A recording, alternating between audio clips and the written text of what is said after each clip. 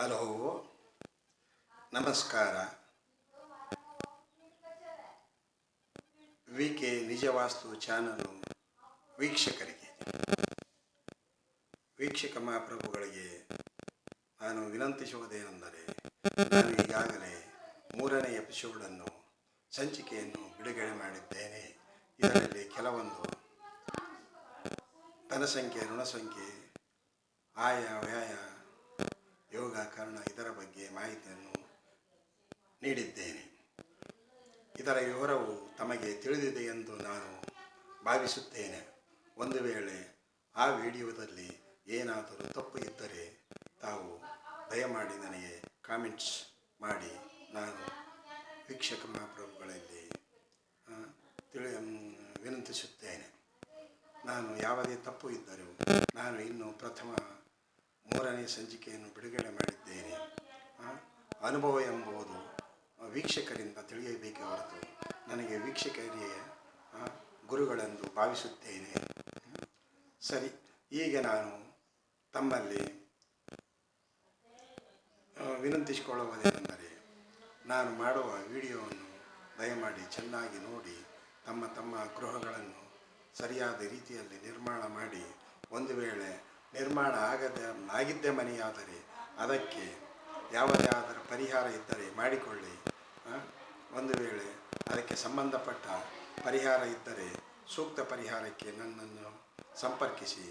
ನಾನು ಅದರ ಬಗ್ಗೆ ಸಂಪೂರ್ಣವಾದ ಮಾಹಿತಿಯನ್ನು ಕೇಳುತ್ತೇನೆ.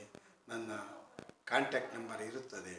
ಅದರ ಬಗ್ಗೆ ನೀವು ಎಲ್ಲ ಮಾಹಿತಿಯನ್ನು ನೀಡಿದರೆ ನಾನು ನಿರ್ಮಾಣವಾದ ಮನೆಯೂ ಸಹ ಸರಿಯಾದ ರೀತಿಯಲ್ಲಿ ಸುಧಾರಿಸಿ ಮಾಡಿಕೊಡುತ್ತೇವೆ ಎಂದು ನಾನು ವೀಕ್ಷಕ ಮಹಾಪ್ರಭುಗಳಲ್ಲಿ ತಿಳಿಸುತ್ತೇನೆ. ಅದೇ ರೀತಿ ಕೇವಲ ನಾನು ಗೃಹ ವಾಸ್ತು ಅಷ್ಟೇ ಎಲ್ಲ ಹೇಳುವುದು. ಮನೆಯಾಗಲಿ, ಅಂಗಡಿಯಾಗಲಿ, ಹೋಟೆಲ್ ಆಗಲಿ, ಶೋರೂಮ್ಗಳಾಗಲಿ, ಕಾರಿನ ಶೋರೂಮು, ಹೀರೋ ಹೋಂಡಾ ಶೋರೂಮು, ಯಾವುದೇ ಕಿರಾಣಿ ಮರ್ಚೆಂಟು, ಯಾವುದೇ ಫೋಟೋ ಸ್ಟುಡಿಯೋ ಆಗಿರ್ಬೋದು, ಯಾವುದೇ ಒಂದು ಸರ್ಕಾರದ ಬಂಗಲೆ ಆಗಿರ್ಬೋದು, ಖಾಸಗಿ ಆಫೀಸ್ ಆಗಿರ್ಬೋದು, ಆಸ್ಪತ್ರೆಗಳಾಗಿರಬಹುದು. ಆಸ್ಪತ್ರೆಯಲ್ಲಿ ಪೇಷಂಟು ಎಲ್ಲಿ ಇರಬೇಕು, ವೈದ್ಯನು ಎಲ್ಲಿರಬೇಕು, ಈ ರೀತಿ ಎಲ್ಲ ಸಕಲ ವಿಷಯಗಳ ಬಗ್ಗೆ ನಾನು ಮಾಹಿತಿಯನ್ನು ನೀಡುತ್ತಿದ್ದೇನೆ.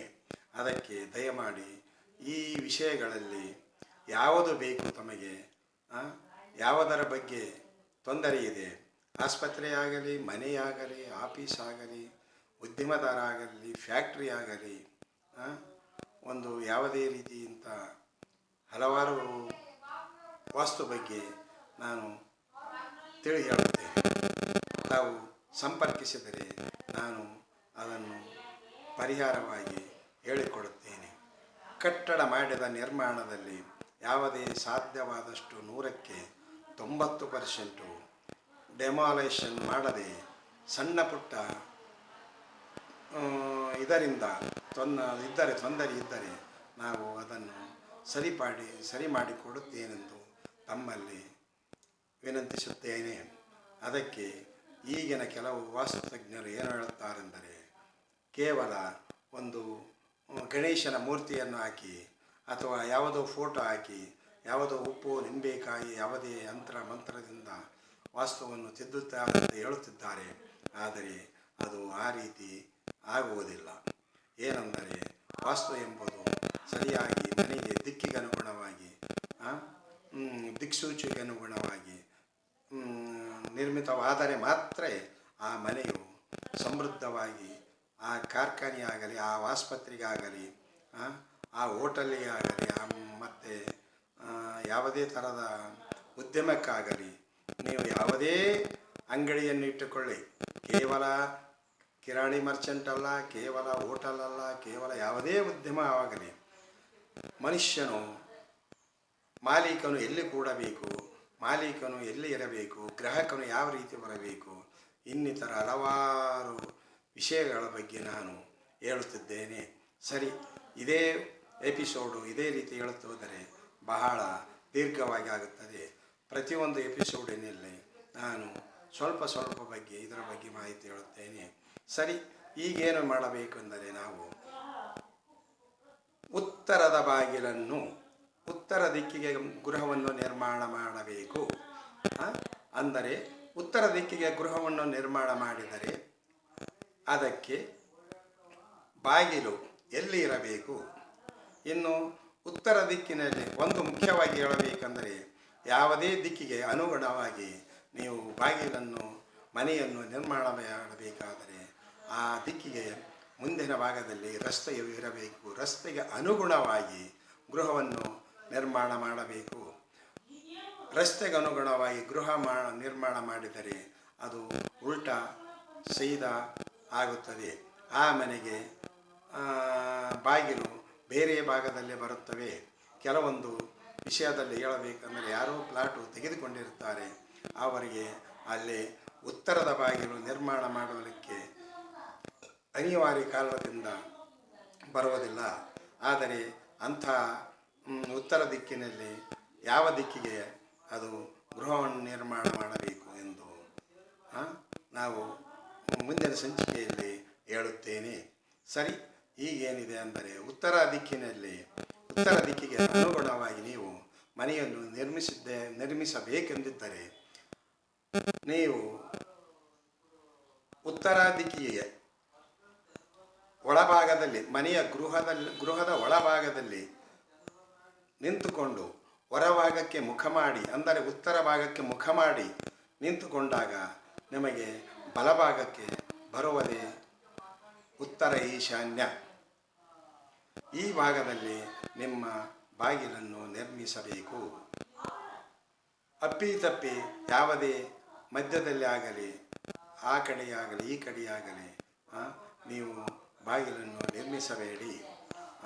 ಹಿಂದಿನ ಪ್ರಾಚೀನ ಕಾಲದಲ್ಲಿ ಕೆಲವೊಂದು ಬಹಳ ಮಾಡಿದ್ದಾರೆ. ಅದೆಷ್ಟೋ ಮನೆಗಳು ನಾನು ನೋಡಿದ್ದೇನೆ. ಅದೆಷ್ಟೋ ಮನೆಗಳು ದಿಕ್ಕಿಗೆ ವಿರುದ್ಧವಾಗಿದ್ದಾವೆ.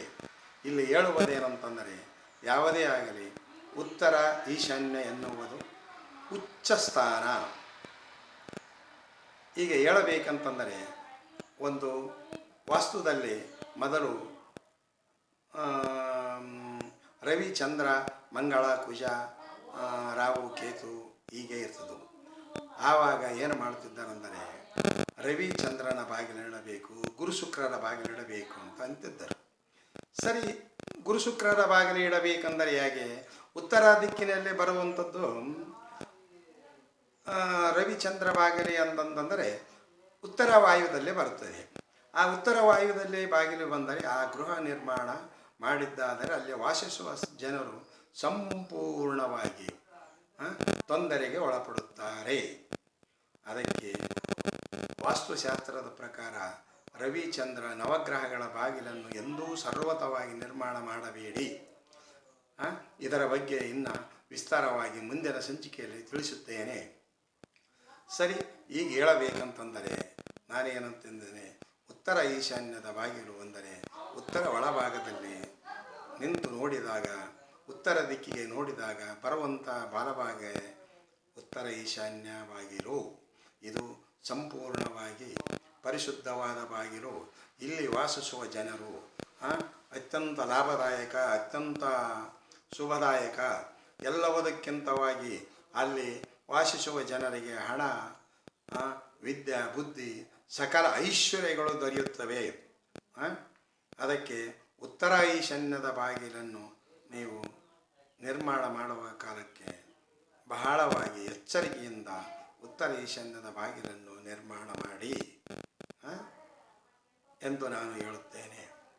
ಇದೇ ರೀತಿ ತಾವು ಉತ್ತರದ ಭಾಗದಲ್ಲಿ ನಿಂತುಕೊಂಡು, ಒಳಭಾಗದಲ್ಲಿ ನಿಂತುಕೊಂಡು ಎಡಭಾಗಕ್ಕೆ ನೋಡಿದಾಗ ಬರುವುದೇ ಉತ್ತರದ ವಾಯು. ಈ ಉತ್ತರದ ವಾಯು ಎನ್ನುವ ಬಾಗಿಲು ತಾವು ನಿರ್ಮಾಣ ಮಾಡಿದ್ದಾದರೆ, ಒಂದು ವೇಳೆ ಉತ್ತರದ ವಾಯು ಬಾಗಿಲು ಇಟ್ಟಿದ್ದಾದರೆ ಅಲ್ಲಿ ಇರುವಂಥ ಸ್ತ್ರೀಯಳಿಗೆ ಸುಖವಿರುವುದಿಲ್ಲ. ಆ ಸ್ತ್ರೀಯಳು ಅಲ್ಲಿ ವಾಸಿಸುವುದು ಚಂಚಲವಾದ ಬುದ್ಧಿ ಇರುತ್ತದೆ. ಹೇಳಬೇಕೆಂದರೆ, ಯಾರು ಗೃಹಸ್ಥರು ನನ್ನ ಬಗ್ಗೆ ತಪ್ಪು ಮಾಹಿತಿ ಹೇಳಬೇಡಿ. ಯಾರೇ ಆಗಲಿ ಉತ್ತರ ವಾಯುದಲ್ಲಿ ನಿಮ್ಮ ಬಾಗಿಲು ಇದ್ದರೆ ಅತ್ಯಂತ ಶೀಘ್ರವಾಗಿ ಅದನ್ನು ಬೇರೆ ಉತ್ತರ ಈಶಾನ್ಯ ಭಾಗದಲ್ಲಿ ನಿರ್ಮಾಣ ಮಾಡಿಕೊಳ್ಳಿ ಎಂದು ಹೇಳುತ್ತೇನೆ. ಆ ಮನೆಯಲ್ಲಿ ಉತ್ತರ ವಾಯುದಲ್ಲಿ ನೀವು ಬಾಗಿಲೇ ನಿರ್ಮಿಸಿದ್ದೇ ಆದರೆ ಅಲ್ಲಿ ವಾಸಿಸುವ ಜನರಿಗೆ ಪ್ರತಿನಿತ್ಯ ಶತ್ರುಗಳು ಬರುತ್ತಾರೆ, ಪ್ರತಿನಿತ್ಯ ಶತ್ರುಗಳು ಉಂಟು ಮಾಡುತ್ತಾರೆ. ಆ ಮನೆಯಲ್ಲಿ ವಾಸಿಸುವ ಜನರು ಪ್ರತಿನಿತ್ಯ ಜನರಿಗೆ ಜಗಳವೇ ಇರುತ್ತದೆ. ಯಾವುದೇ ತಮಗೆ ಸಂಬಂಧಪಟ್ಟವಿಲ್ಲದ ಜಗಳಗಳು ಬಂದು ಮೇಲೆ ಬರುತ್ತವೆ. ಆವಾಗ ಇದೇ ರೀತಿ ಪ್ರತಿನಿತ್ಯ ಜಗಳ ಬರುತ್ತಾ ಬರುತ್ತಾ ಆ ಮನೆಯು ಮನುಷ್ಯನು ಆ ಮನೆಯ ಕುಟುಂಬ ಅಧೈರ್ಯವಂತರಾಗುತ್ತಾರೆ. ಅಧೈರ್ಯವಂತನಾದ ಮೇಲೆ ನಾವು ಯಾವುದೇ ಮುನ್ನೆಚ್ಚರಿಕೆ, ಯಾವುದೇ ಮುಂದಾಲೋಚನೆ, ಏನೇ ಕೆಲಸ ಮಾಡಬೇಕೆಂದರೆ ನಮಗೆ ಸಾಧ್ಯವಾಗುವುದಿಲ್ಲ.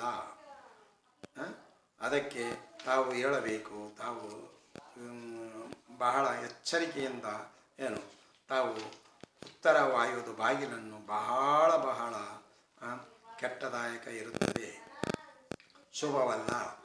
ಆ ಮನೆಯಲ್ಲಿ ಇರುವಂಥ ವ್ಯಕ್ತಿ ಸಾಲ ಸೂಲ ಮಾಡಿಕೊಂಡು ಏನು ಮಾಡುತ್ತಾನೆಂದರೆ ಆ ಮನೆಯನ್ನು ಬಿಟ್ಟು ಹೋಗುವುದು ಅಥವಾ ಯಾವುದೇ ಆತ್ಮಹತ್ಯೆಗೆ ಒಳಗಾಗುವುದು ಮತ್ತು ಯಾವುದೇ ನಿಂದನೆಗೆ ಒಳಗಾಗುವುದು. ಪರಕೀಯರು ನಮ್ಮವರು ಎಂಬವರು ಯಾರೂ ಎನ್ನದೆ ನಮ್ಮನ್ನು ನಿಂದನೆ ಮಾಡಿ ನಮ್ಮನ್ನೇ ದೂಷಿಸುವರು. ಅದಕ್ಕೆ ಉತ್ತರದ ವಾಯು ಬಾಗಿಲು ಬಹಳ ಕೆಟ್ಟದಾಯಕವಾಗಿರುತ್ತದೆ. ತಾವು ದಯಮಾಡಿ ಉತ್ತರದ ವಾಯು ಬಾಗಿಲನ್ನು ನಿರ್ಮಿಸಬೇಡಿ. ಒಂದು ವೇಳೆ ನಿಮಗೆ ಏನಾದರೂ ಅಚಾನಕ್ಕಾಗಿ ಸಾಮಾನ್ಯವಾಗಿ ಉತ್ತರ ಬಾಗಿಲು ನಿರ್ಮಾಣವಾಗಿದ್ದರೆ ಅದು ಆದಷ್ಟು ಮಟ್ಟಿಗೆ ತೆಗೆದು ಬೇರೆ ಕಡೆಗೆ ಬಾಗಿಲನ್ನು ಸ್ಥಳಾಂತರಿಸಿ. ಈಗ ನಾನು ಹೇಳುವುದೇನೆಂದರೆ ಇದೇ ರೀತಿ ಹೇಳುತ್ತಾ ಹೋದರೆ ಆ ಮನೆಯಲ್ಲಿ ವಾಸಿಸುವ ಮಕ್ಕಳಾಗಲಿ ಹೆಣ್ಣು ಮಕ್ಕಳಾಗಲಿ ಮಕ್ಕಳು ಅದರಲ್ಲಿ ಗಂಡು ಸಂತಾನವಿರುತ್ತದೆ, ಅವನು ಯಾವಾಗಲೂ ವಲಸೆ ಹೋಗಿಬಿಡುತ್ತಾನೆ, ಮನೆಯನ್ನು ಬಿಟ್ಟು ಹೋಗಿಬಿಡುತ್ತಾನೆ. ಉದಾಹರಣೆಗೆ ನಮ್ಮ ಮಗ ಕಳೆದು ಹೋಗಿದ್ದಾನೆ, ಓಡಿ ಹೋಗಿದ್ದಾನೆ ಅಂತ ಹೇಳುತ್ತಿದ್ದಾರೆ.